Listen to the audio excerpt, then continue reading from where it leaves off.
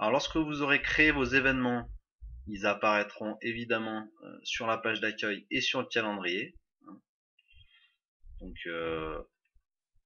ils apparaissent tout en bas et sur le calendrier. Quand on va cliquer sur un des événements, donc je prends un exemple, cliquez sur voir les détails ici. Vous pouvez donner ce lien là, par exemple vous pouvez partager ce lien là sur Facebook si vous voulez que les gens s'inscrivent. Vous pouvez partager, vous pouvez lier cette page là à partir d'un blog en créant un lien avec cette URL ici. Voilà. Et quand les gens s'inscrivent, donc vous pouvez faire un test en essayant de vous inscrire ici. Quand les gens s'inscrivent, vous allez pouvoir suivre les inscriptions ici, d'accord, dans Event Espresso inscription. Voilà. Donc ça c'est l'aperçu, c'est-à-dire ça c'est vraiment l'aperçu global de toutes les inscriptions qui ont déjà eu lieu. Vous pouvez faire des tris par mois, etc. Le plus intéressant c'est quand même de cliquer sur l'onglet qui s'appelle événement check-in et là qui permet en fait de filtrer par type d'événement. D'accord. Donc là par exemple je vais faire sortie montagne, filtrer. Et là, ça va me permettre de voir qui est-ce qui s'est inscrit. Donc, on a le code d'enregistrement ici. Et puis, on a donc voilà le prix à la fin de le prix par billet et le prix total.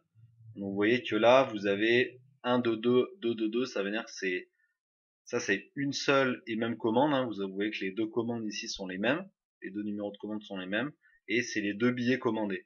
Voilà, donc on a deux tickets famille pour un total de 40 $, payé 0. Donc ça veut dire que moi j'ai effectivement pas rentré mes infos ou je vous ai pas envoyé de chèque ni rien. Voilà.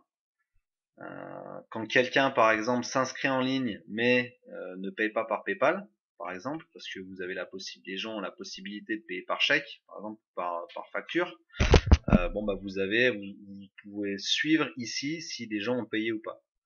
D'accord.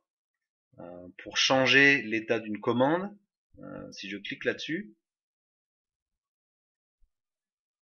donc là je me retrouve dans la transaction. Ça c'est un tuto d'aide. Voilà. Je vais faire appliquer paiement pour changer l'état de 40 $ non payé à l'état payé. D'accord. Si je clique là-dessus, donc là il y a tout plein de détails. Voilà. Donc méthode de paiement, on a reçu le cash, montant 40, etc. J'applique le paiement, hop.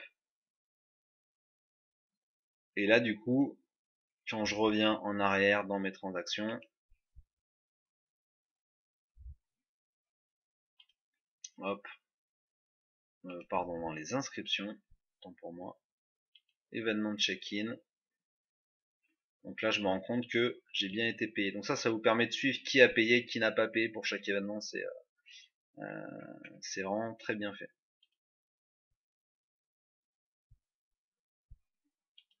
Bon, ça c'est les rapports d'inscription. Est-ce que c'est vraiment utile? Bon.